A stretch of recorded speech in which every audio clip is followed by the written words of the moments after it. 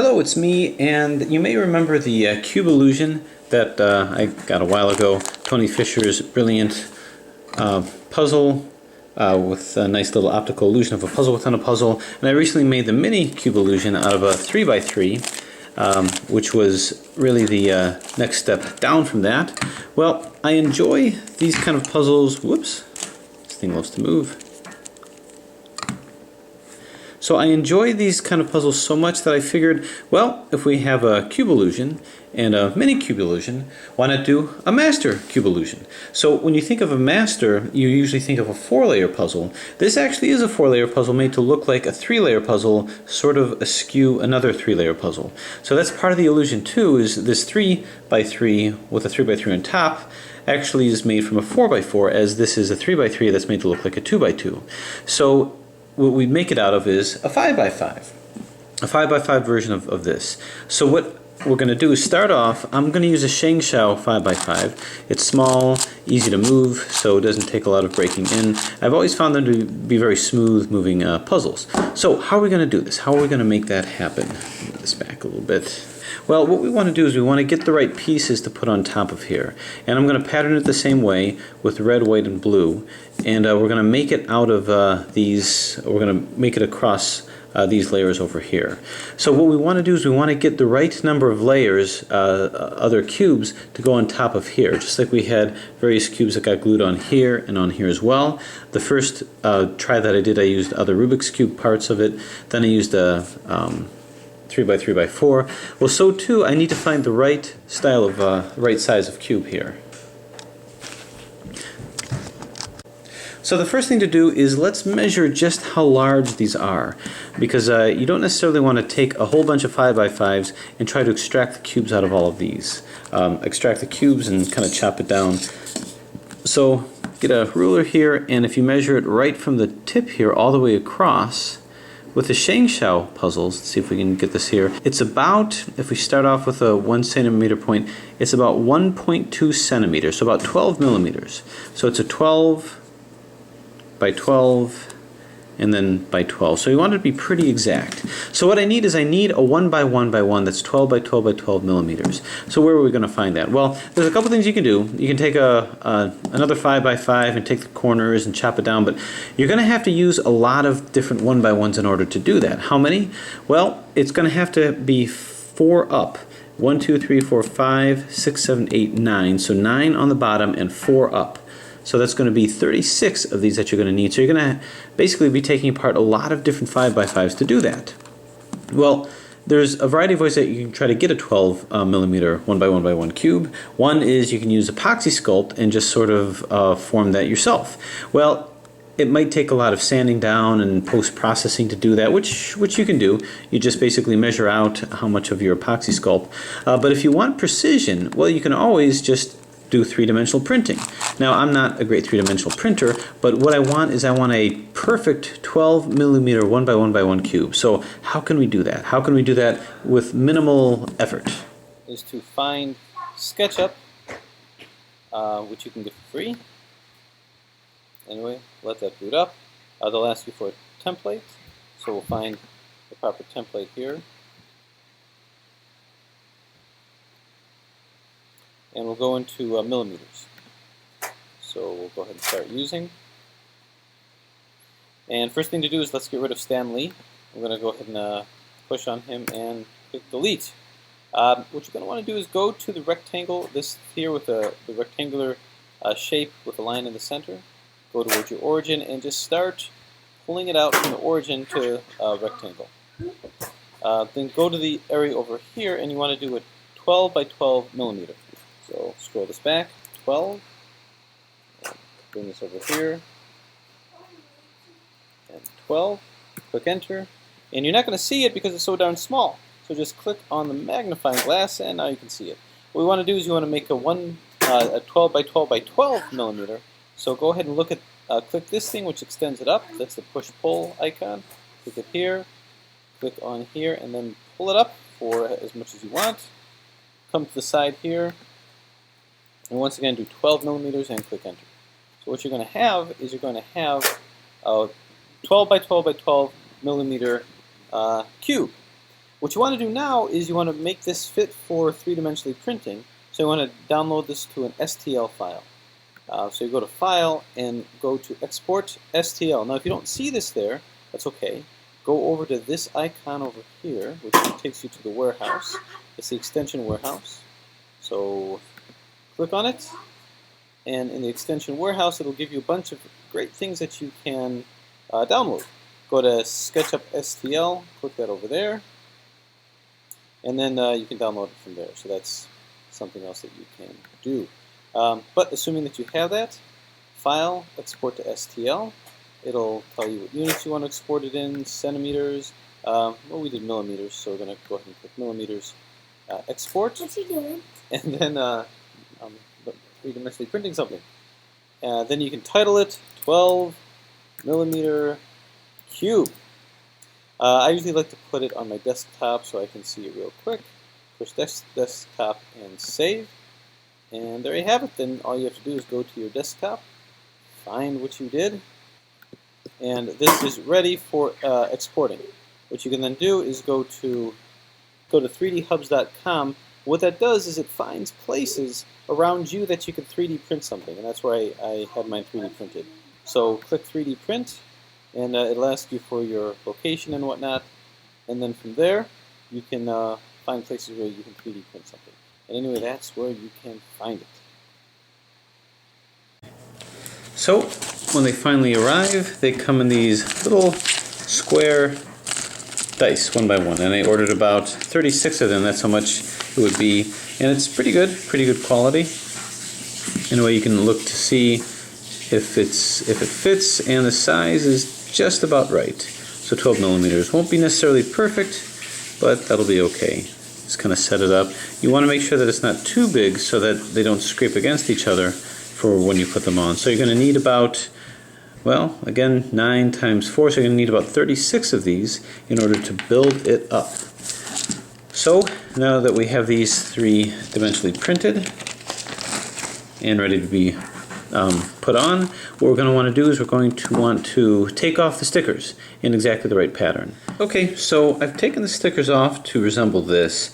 Basically the bottom yellow one is the same, the green is the same, the yellow is the same, but the red, white, and blue layers all are made to look like a 4x4. So I take off the stickers and it looks like this. Now it's a matter of just placing the rest of the cubes on.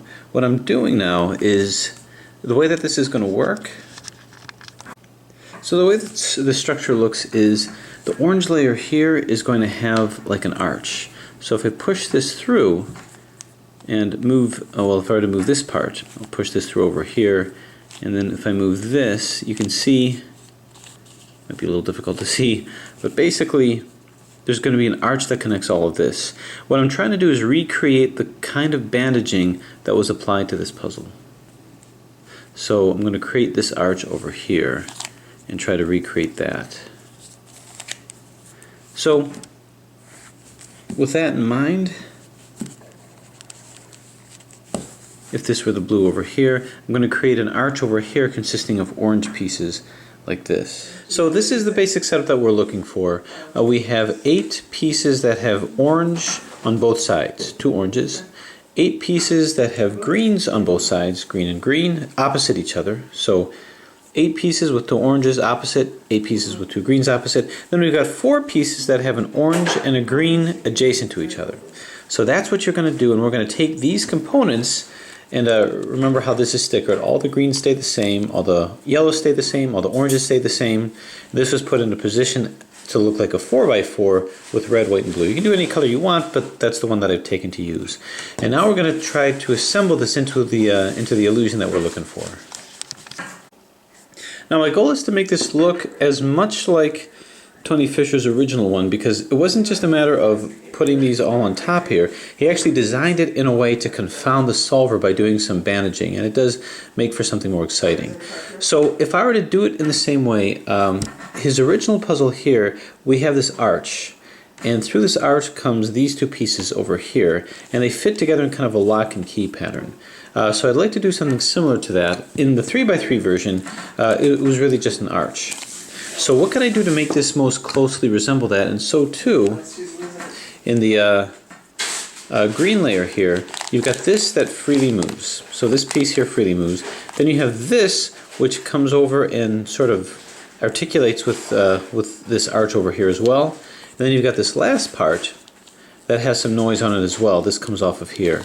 But when I did the 3x3, I wanted this to also freely move, but this poured over and articulated with this guy over here. So I was able to achieve this a similar kind of an illusion with that. So how shall I do this?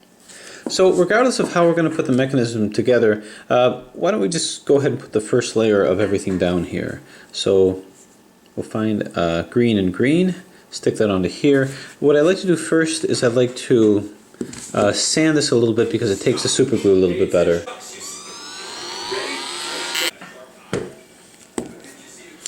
Okay, now take the super glue of your choice.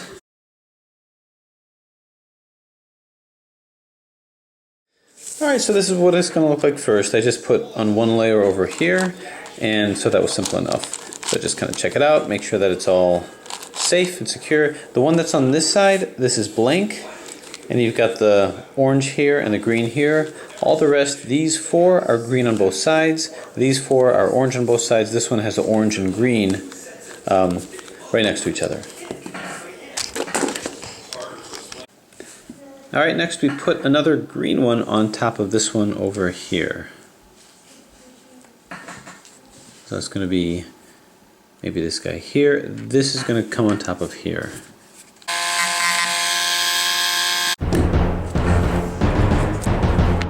Now we do the same thing with this guy over here.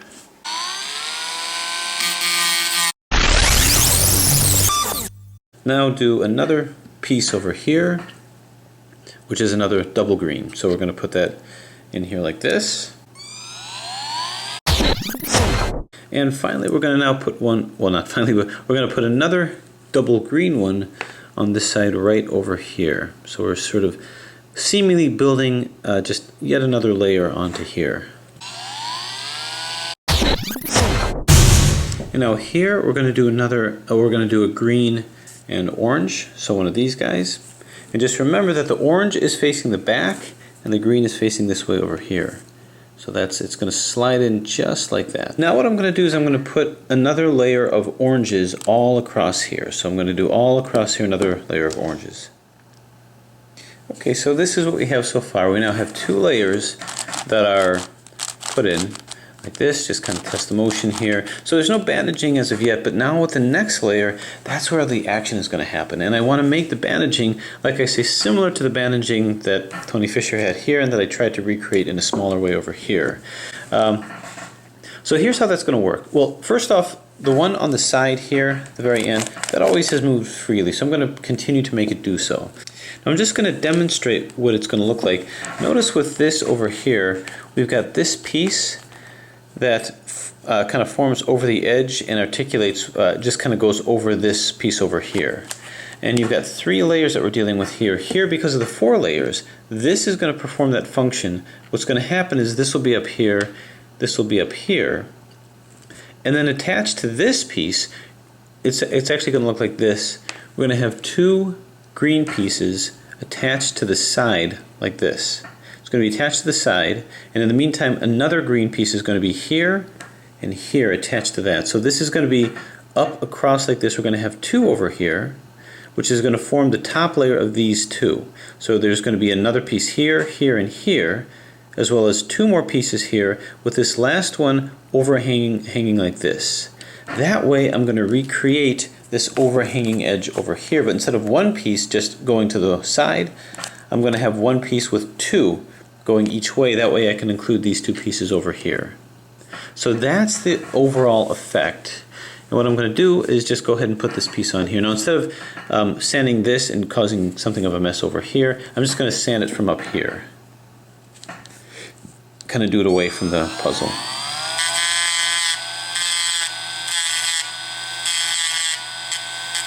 Just enough to make it stick, and then put on some super glue like so.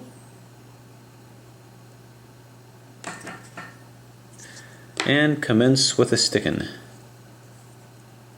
Just like this. So I'm trying to design a pattern that has a similar kind of bandaging. I'm not trying to make it overly difficult. I just want to make it the next in the series and look similar enough to do that. Okay, so the next one is going to be, I'm going to put another one here, here, and here. But the next one, after I put this one on, the one that's going to be on the top here, the fourth one, is now going to spread across here.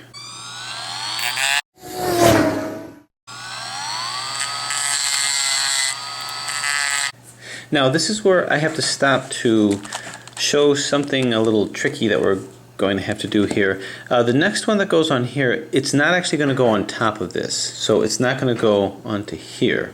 It's not going to be attached here. Just like with this puzzle over here, see how we've got the this green part is actually attached to this. This is one up and this is two up. So what's actually going to happen is this next one is going to latch up to here. Then this is going to be attached to here like we talked about. This next piece here, this piece here is not going to be attached to this piece down here. It's actually going to be attached to this piece here. So if you can imagine, we've got this over here.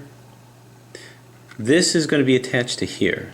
So the way that this is going to interlock is that this piece is not going to be attached to this piece down here. This is going to be attached to this piece.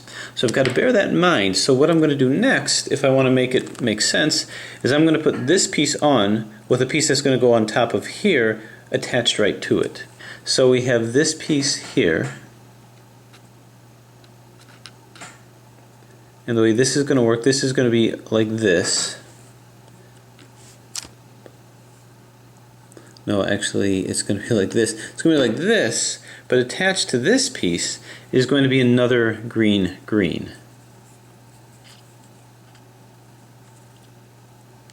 And that's going to be this. So we're actually going to attach them like this. I'm going to put these two together, and upon putting them together, I'm then going to attach it like that. So that's going to come into here. Then this next piece, which is going to come up over here, is going to put another piece on top of here, but attached to this. So it's going to be 1, 2, 3, and then 4 up. So that's how that's going to work. So let's see how we're going to do that. So I'm going to go ahead and super glue these two together.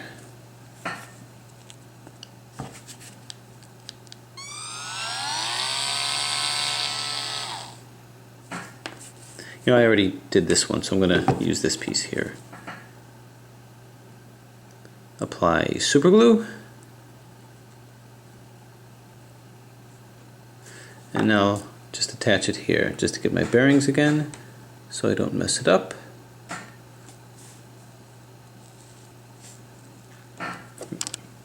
And this will attach just like this. So let's go ahead and bind these two together, bond these two together. Okay, so these are all lined up here, and now this is going to end up in this position just like that.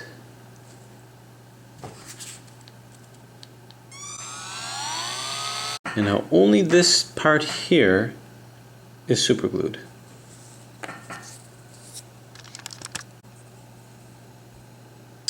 And kersplat.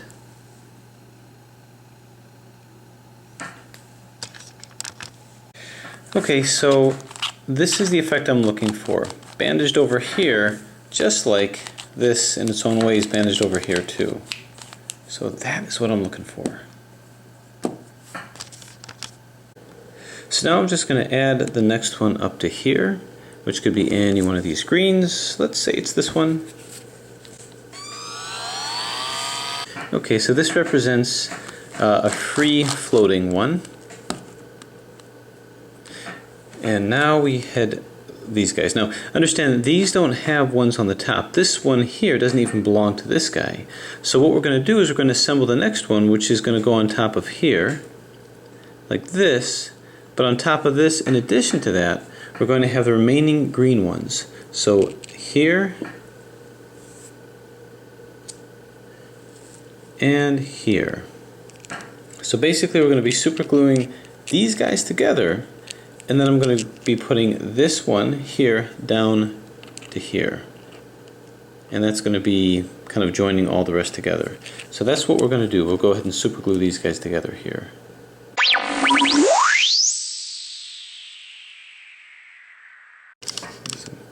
Alright, so we're taking basically this triad, this, and this are attached to each other, and now we're attaching it onto here. So I'm going to put another one on here. It could be any one, just going to set that on here. We're sort of building the arch right now.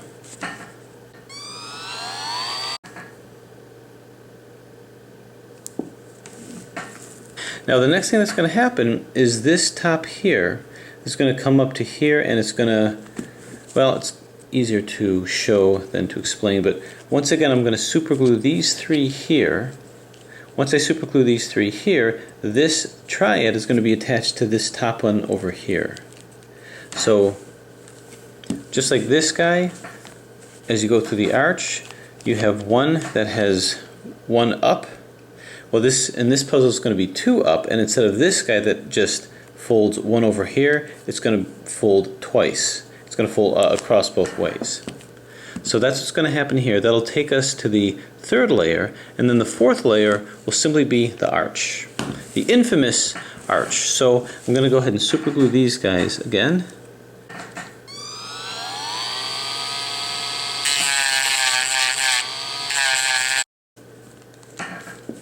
Okay, let's check this one out. Okay, so this here is actually looking exactly the way that I want it. This kind of looks like a T, kind of like that little T formation. This T formation is a lot like this L formation over here. So very similar in terms of structure. And as you can see, this back here is a lot like this over here. So I've managed to keep the structure pure like that. Okay, now with this superglued, this is going to attach onto here. That's where it's going to be, just like that.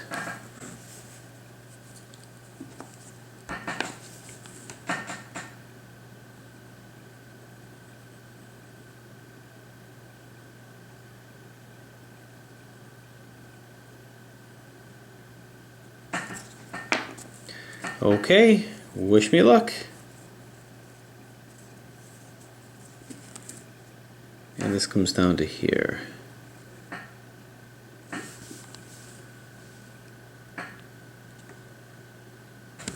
Okay, now that we have that, we can now do the arch. And the arch is going to consist of simply taking 4 and bringing it all the way across, just like we had 3 all the way across here. So we're going to be doing all that and attaching that to each side. So just like this attached down to here, this attached down to here, this attached down to here, and this attached down to here, leaving these free. So too, we're going to attach it to here and here, leaving these free. So this is going to come over to here. Okay, so let's make sure we're coordinating this correctly.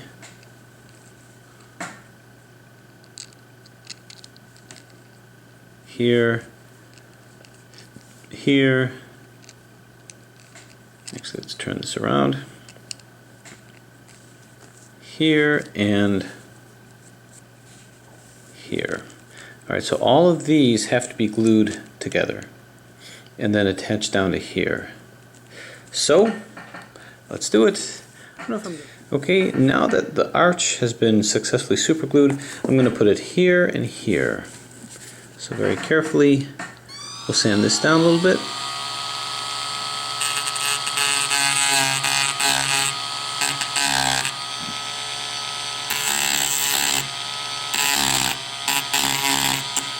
Okay, and let's see how it works.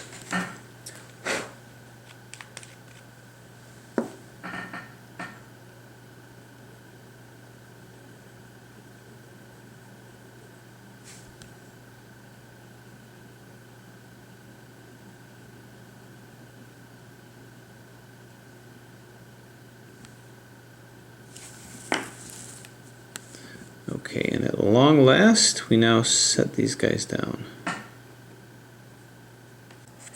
Okay, so now the thing appears to be assembled, and we can take a look and see if we have the illusion with that. In a two-dimensional screen, you can probably see it better. Now, I guess I would call this the Master Cubillusion, because when you think of a master puzzle, you think of 4 layers, and this looks like a 4-layer puzzle here. But that's part of the illusion, is the naming, because this came from a 5x5. But the movement is pretty much the same as what you would have expected from the original Cubillusion, just a layer up. In terms of the arch, once again, you have to push this through the arch, and it pushes through just fine. It's actually a lot more smooth than I would have expected. And then you sort of have to push through these areas here too. You see this kind of crossover here. This cross that you see here, you can see better over here, kind of represents the bandaging that was happening with this puzzle, that as you push this also through the arch, you kind of had to separate these guys out here as well. So what I wanted to do was offer the same kind of bandaging with the Master Cubillusion as you found with the regular Cubillusion. So actually it moves very well. Looks like we're pretty stable in terms of the arch itself. Once you separate it out here, can also move independently too. So it promises to be something of I hope to be a challenging scramble.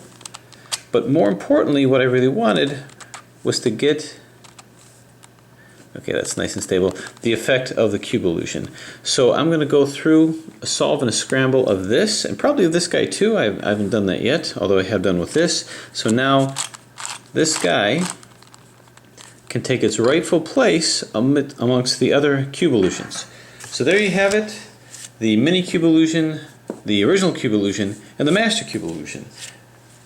Looking at a 2-layer, 3-layer, and 4-layer puzzle. A lot of fun to do, a lot of fun to look at, because as you display it in the collection, you watch people try to follow it along, because it looks like the outer cubes here seem to follow them as they look at it. So give it a try. Like I say, if I can do it, so can you.